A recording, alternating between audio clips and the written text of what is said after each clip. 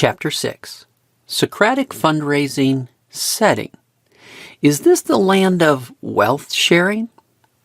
The one big thing in fundraising is always the same. Advance the donor's hero story. That's the right story. But for major gifts, we need one more element. We need the right setting. Major gift setting. Is this the land of wealth sharing? In a story, setting matters. Setting creates expectations. It defines appropriate behaviors. Are we in a fantasy realm? Then we're open to fantasy events. Are we in the Old West? Then we expect Old West things. The story should match the setting.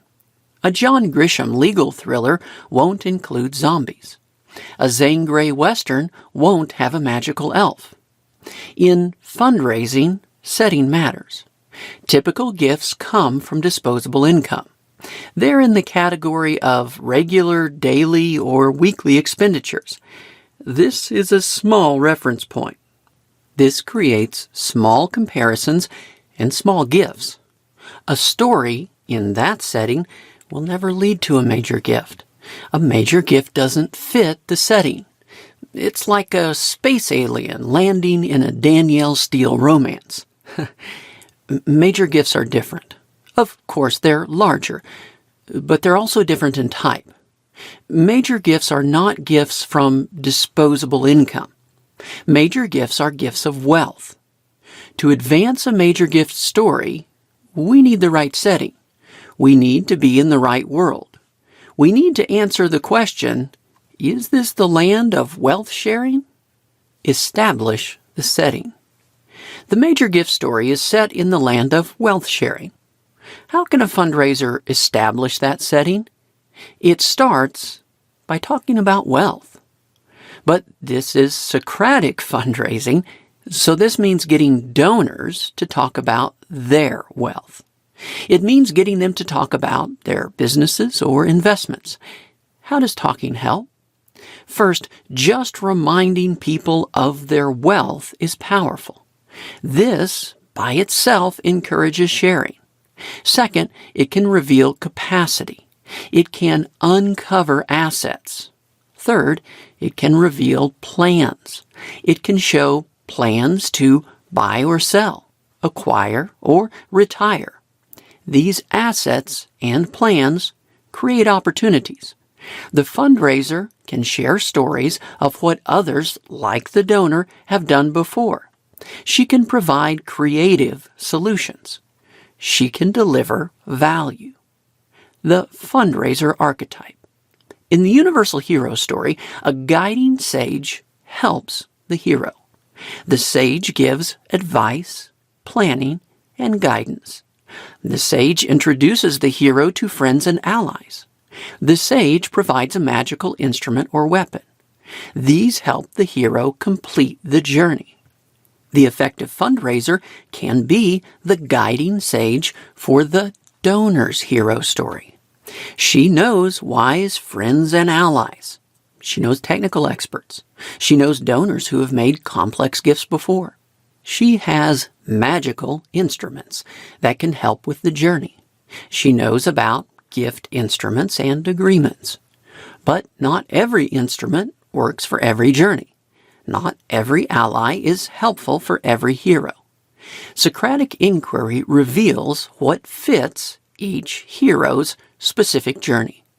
The guiding sage asks questions in order to help. Major gifts are set in the land of wealth sharing. For major gifts, the guiding sage fundraiser should ask about assets. But it's uncomfortable. These conversations require talking about wealth. But many fundraisers are uncomfortable with this. They aren't wealthy themselves. Often, they aren't wealth experts. So the topic can feel a little scary. How can you overcome this? First, think of the goal as social, not financial. Suppose your job was to build relationships at a Star Trek convention. How would you prepare?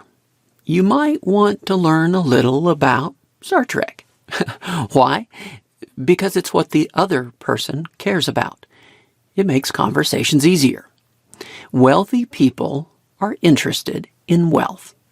Building and managing wealth is a big part of their lives. You might want to learn a little about the topic.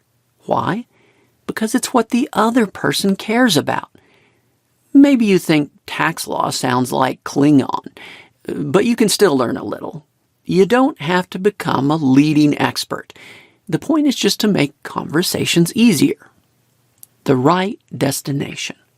A request to share options. Fundraisers may fear financial conversations. What if you say the wrong thing? What if you give bad advice? A conversation can feel like a scary pop quiz. These worries come from an underlying error. They come from having the wrong destination in mind.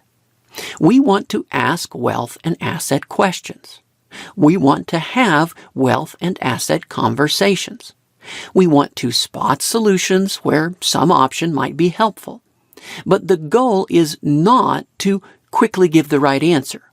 The goal is this: get permission to share options at the next meeting. Phrasing the request to share options. It might sound like this. You remind me of another donor. He was in a similar situation. I remember he used some creative planning. It avoided taxes and helped him make a big impact. Would you mind if I put together some ideas for you to look at? This phrasing can be powerful. It shows that people like the donor have done things like this before. You remind me of similar situation. It leads with value, creative planning, avoiding taxes, big impact. It asks for permission to share more value, put together some ideas. It asks in a way where the desired answer is no. Saying no feels safer. It's usually the less risky status quo response. Would you mind if I...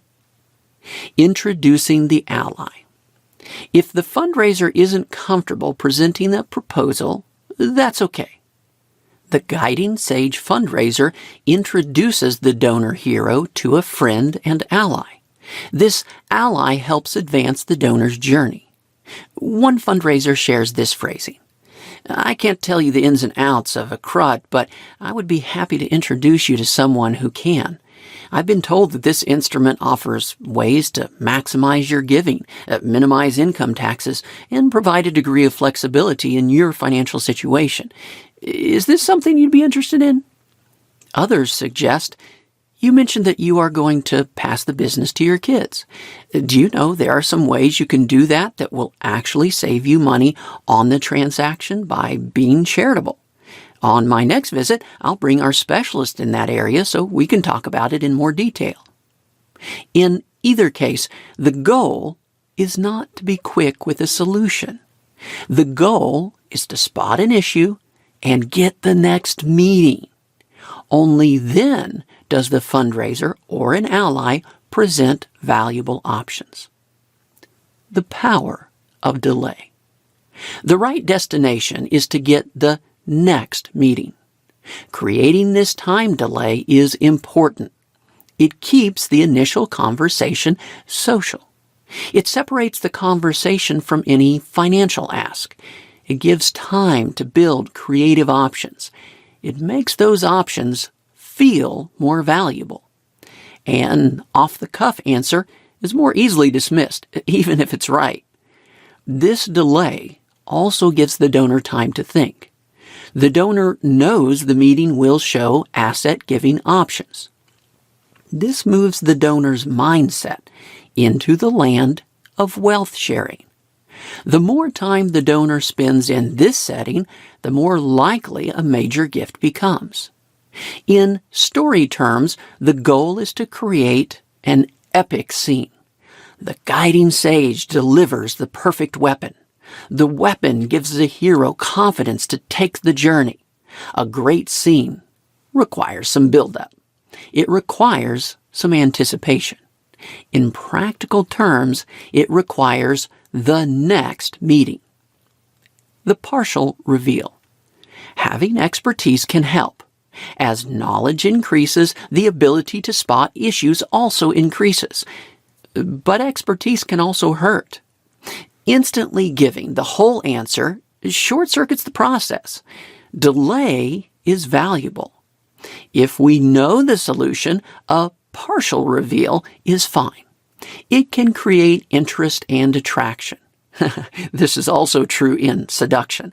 A partial reveal works better than just walking around naked. But make clear there is more to the story. If pressed, try to defer. For example, I want to talk with some of my technical folks first. That way you'll get all the best options. But I know there are some attractive possibilities here. Having the right destination changes things. It reduces fundraiser stress. It gives time to consult experts and build solutions. With this goal, even failures can be valuable. Failing forward. Suppose we make an error. We think we spot an issue. We think we see an opportunity. But we later find there isn't a solution. If we get the next meeting, we can still win. We can still present other powerful options to the donor. Suppose we present options and the donor says no. This failed meeting can still lead to great success. We've shared useful options. We've provided value to the donor as a guiding sage. We've established our role in the donor's story. The donor may say no. The hero may at first reject the call to adventure. That's okay. That's part of the story. But in the hero's story and in life, things change. Setting is a place and a time. Setting is a place. For the major gift, that place is the land of wealth sharing. But setting is also a time. The time for wealth sharing may not be today. It may be when an investment or business is about to be sold. It may be at the end of life. It may be when a new project arises at the charity. The road to a major gift is often long. Major donors tend to plan their finances well in advance. But asking about gifts of assets lays the groundwork. It prevents lost opportunities. After a sale, many options are lost forever. It prepares for moments of windfall gains, when generosity is easiest. It prepares for life events that trigger estate planning. It keeps the donor thinking of assets as donation relevant. Maybe we didn't get the gift today, but the donor learned about new options. He saw what others like him have done before. He started a journey in a new land. He spent time in the land of wealth sharing. Let's get started. We know the destination. We know the reasons why. But how do we get there? How do we even get started? What are the words and phrases? The next chapter looks at this.